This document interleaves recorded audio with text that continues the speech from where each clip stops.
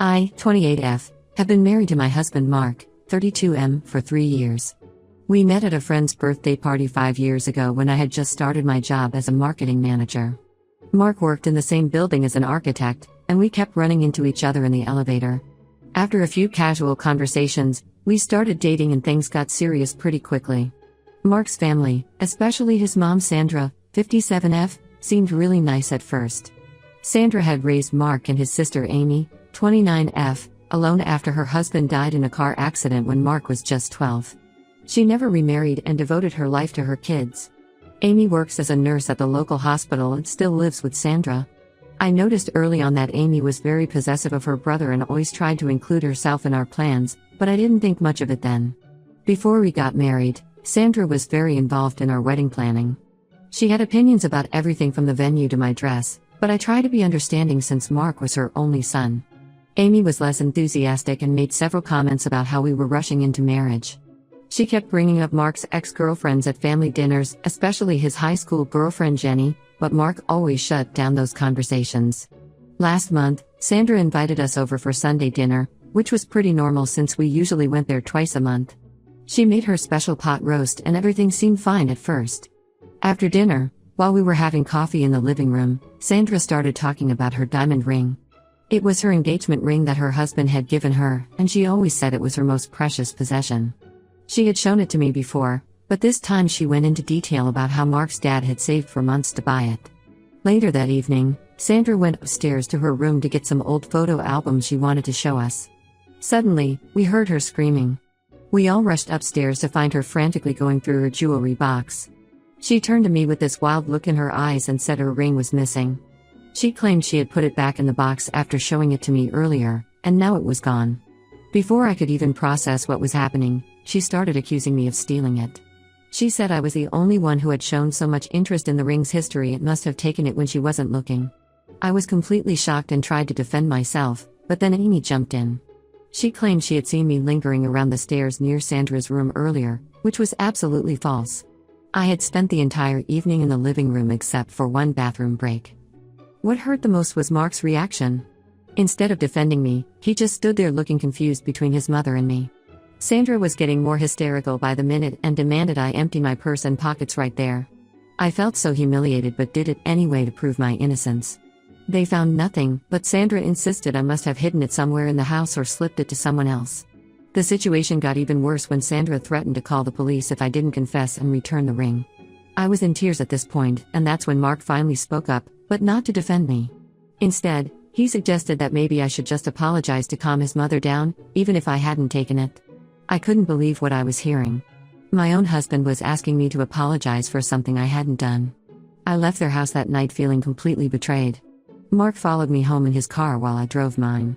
At home, instead of supporting me, he said I should have handled the situation better and not gotten so defensive because it made me look guilty. He kept saying his mom was just upset about losing something precious and I should try to understand her reaction. I told him I wasn't going to apologize for something I didn't do, and if he couldn't stand up for me against false accusations, maybe we needed to rethink our entire relationship. The next few days were absolute hell. Sandra apparently spent no time trying to find her ring but plenty of time spreading the story to their entire family. My phone was flooded with messages from Mark's relatives calling me a thief and saying they always knew I wasn't good enough for the family.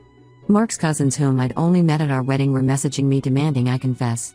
Mark started sleeping in the guest room, saying I was being unreasonable by not just apologizing to make peace. His sister Amy, who has a big social media following because of her fitness videos, started posting vague messages about how some people show their true colors eventually and you can never trust outsiders in a family. Everyone knew who she was talking about. I haven't spoken to Sandra or Amy since that day. Mark keeps trying to convince me to apologize, saying family peace is more important than pride. But I absolutely refuse to admit to something I didn't do just to make his family happy. My own parents and sister think I should stand my ground because apologizing would just make me look guilty and they'd never let me live it down. The whole situation has created a huge rift in our marriage. Mark and I barely talk anymore, and when we do, it always ends in an argument about the ring. He keeps saying I'm choosing my pride over his family's happiness. I've even suggested we look for the ring together, but Sandra refuses to let me back in her house, saying she doesn't want me to steal anything else. I feel like I'm losing my marriage over something I didn't even do. Mark seems more concerned about keeping his mom happy than standing by his wife. I'm starting to wonder if this is what the rest of my life will be like, always being considered an outsider in his family, never being trusted, and having my husband choose them over me every time. Update 1: These past few weeks have been absolute torture. Mark moved back to Sandra's house after our latest fight, which was probably our worst one yet. It all started when Sandra messaged Mark saying she had concrete proof that I stole her ring. According to her, she suddenly remembered she had installed security cameras in her house last year after a break-in attempt in their neighborhood. She claimed she finally checked the footage and saw me going into her room that evening. I was completely shocked because I hadn't gone anywhere near her room except when we all rushed up after hearing her scream about the missing ring. When Mark came home that evening, he looked really upset and wouldn't even make eye contact. He said his mom had shown him footage of someone with my height and build entering her room during the time we were all supposedly in the living room. I demanded to see this footage myself. It seemed very convenient that this evidence suddenly appeared 3 weeks after the incident. But Sandra refused to show it to me directly. She only showed it to Mark, and when he asked for a copy to show me, she claimed she had already deleted it because looking at it was too painful and triggered her anxiety about the theft. This made absolutely no sense to me. What kind of person deletes evidence that could help them recover a precious stolen item? When I pointed this out to Mark, he got defensive and accused me of calling his mother a liar. That's when things really exploded between us. The argument got heated quickly. I asked him why he was so quick to believe I was capable of stealing from his family. He started bringing up random incidents from the past, like how I had once joked about Sandra's expensive taste in jewelry, twisting it to make it sound like I had always been jealous of her things. When I got upset about him distorting my words, he finally revealed something that left me completely stunned. Sandra had apparently been against our marriage from the start. According to Mark, before our wedding, Sandra had actually tried multiple times to set him up with his high school girlfriend Jenny. She would invite Jenny to family events without telling Mark, hoping they would reconnect. Sandra thought Jenny, whose father owned a successful construction company, came from a better family and would make a more suitable wife for her son. Mark had kept this from me for all these years. He admitted that Sandra had never really accepted me but said he thought she would come around eventually if I just tried harder to fit in with their family. When I thought back to all the times Sandra had made subtle comments about my family's middle-class background or my job in marketing, everything started making sense. The whole ring situation wasn't about the ring at all, it was just another attempt to drive a wedge between us. When I told Mark this theory, he completely lost it. He accused me of being paranoid and said I was just trying to deflect attention from the evidence his mother had shown him. He said I was trying to make myself the victim when his mother was the one who had lost something precious. The fight got so bad that he ended up packing a bag and leaving to stay with Sandra. Before leaving, he gave me an ultimatum: either I apologize to his mother and return the ring, or he would file for separation. I stood my ground and told him he should think very carefully about choosing his mother's obvious lies over our marriage vows. He just shook his head and walked out.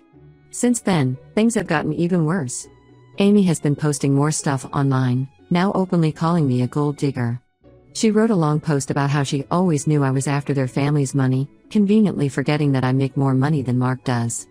Some of Mark's cousins even contacted my workplace, telling my boss that they shouldn't trust me because I was a thief. Thankfully, my boss has known me for years and didn't take their accusations seriously. My sister Rachel suggested hiring a private investigator to look into the supposed security footage, but I don't see the point since Sandra conveniently deleted it. I'm starting to realize that maybe losing this marriage wouldn't be such a bad thing. If my husband can trust such an obvious lie from his mother over his wife of 3 years, what does that say about our relationship? The hardest part is seeing how quickly everything fell apart. 3 weeks ago, we were talking about starting a family, and now Mark won't even speak to me directly, he just sends short texts asking if I'm ready to apologize. I still can't believe how easily he believed I could do something like this. My friends keep telling me I'm better off without a husband who won't stand up for me, but it's hard to accept that my marriage might end over a ring I never even touched. The worst part is knowing that even if the ring mysteriously shows up tomorrow, the damage to our marriage might be irreparable. How do you come back from your husband believing you're capable of theft? Update 2: A surprising twist happened last week that changed everything.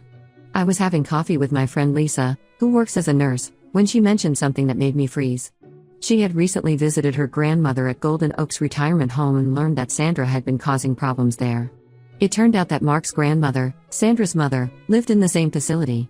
Lisa said she overheard Sandra having a heated argument with the staff about items supposedly missing from her mother's room. She remembered it clearly because Sandra was making a huge scene in the lobby, threatening to sue the facility over their negligence in protecting residents' belongings. This caught my attention immediately. I started investigating and discovered something disturbing. Sandra had filed 3 separate complaints in the past month alone about missing items from her mother's room: an expensive watch, a significant amount of cash, and a pearl necklace that had been in their family for generations. Each time, she had accused different staff members, but investigations found no evidence of theft. The retirement home management had actually issued her a formal warning about making false accusations against their staff. They had documentation of all these incidents, which struck me as very similar to what she had done to me with the ring. What was even more suspicious was that Mark had no idea about any of this. Sandra had been telling him his grandmother was doing great and actively discouraging him from visiting her. She'd always had excuses: his grandmother was tired, she was at medical appointments, or she was having a bad day. Mark hadn't seen his grandmother in almost 4 months because of these excuses. After careful consideration, I decided to anonymously tip off Mark about the situation at Golden Oaks. He finally visited his grandmother and uncovered the truth. Sandra had been systematically taking her mother's jewelry and valuables, claiming she was safe keeping them at home. His grandmother was devastated when she found out, saying she had been missing several family heirlooms but thought she was just becoming forgetful.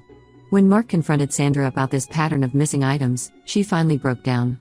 She admitted she had been secretly gambling online for over a year and had accumulated massive debts. She had sold most of her mother's jewelry, including her own diamond ring, to cover her losses. The whole theft accusation against me was a desperate attempt to cover her tracks when she thought people might start asking questions about the missing ring. She chose me as her scapegoat because she never wanted Mark to marry me in the first place.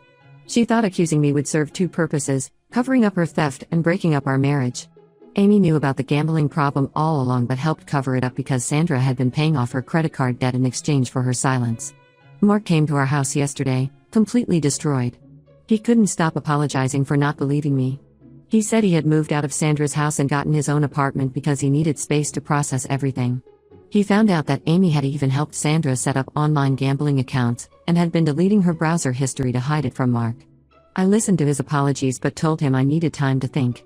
The fact that he so easily believed I could steal from his family and sided with them against me showed a fundamental lack of trust in our relationship.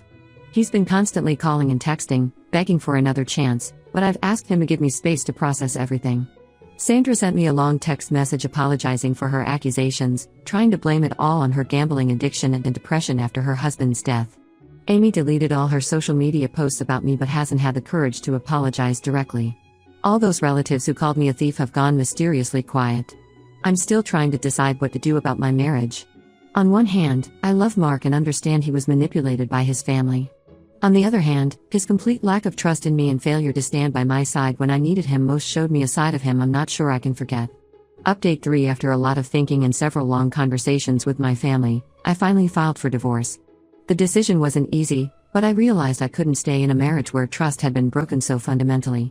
Mark made numerous attempts to reconcile, sent flowers to my workplace every week, wrote long emails apologizing, and he even suggested marriage counseling. But I couldn't get past how easily he had believed I was capable of stealing from his mother. Sandra's situation changed significantly after her gambling addiction came to light. She had to sell her house to repay what she had taken from Mark's grandmother and is now living with Amy in a small apartment. She joined Gamblers Anonymous and claims to be 6 months clean. Mark's grandmother moved in with her other daughter in Florida and is doing much better now. She actually reached out to me last month with a heartfelt apology, even though none of this was her fault. She said she felt terrible about what her daughter had done to my marriage. The divorce proceedings went smoother than expected. Mark didn't contest anything and agreed to all my terms, including selling our house and splitting the proceeds. I think his guilt over not believing me made him more agreeable. My lawyer said it was one of the easiest divorces she'd ever handled. Amy tried reaching out through a mutual friend first, then sent a long social media message apologizing for supporting her mother's lies and posting those horrible things about me. She claimed she was caught between protecting her mother and doing the right thing. I blocked her without responding. Some actions can't be undone with just an apology. My life has taken a completely different direction since then.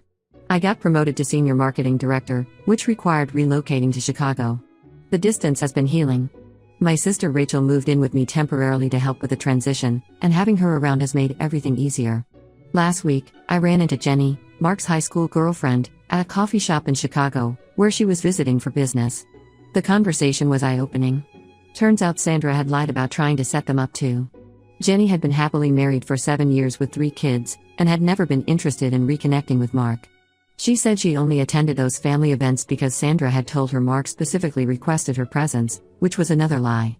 Mark sent one final email last week.